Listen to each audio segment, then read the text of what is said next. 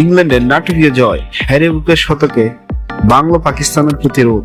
Run তাড়ায় নেমেই শেষ মুহূর্তে রোমাঞ্চময় পাকিস্তানকে 2 উইকেটে হারিয়েছে ইংল্যান্ড। 20 ওভারে পাকিস্তান তোলে 164 রান, জবাবে ইংল্যান্ড 19 ওভার 1 বলে 8 উইকেট হারিয়ে লক্ষ্যে পৌঁছে যায়। পাকিস্তানের হয়ে ব্যাট হাতে উজ্জ্বল ছিলেন সাহিবজাদা ফারহান। তার 45 বলে 63 রান দলকে লড়াইয়ের পুঁজি এনে দেয়। এছাড়াও ফখর জামান ও বাবর আজমের মাঝারি ইনিংস অবদান রাখেন।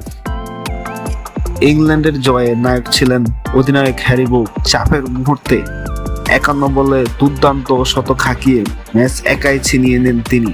পাকিস্তানের বোলারদের চেষ্টা থাকলেও শেষ রক্ষা হয়নি।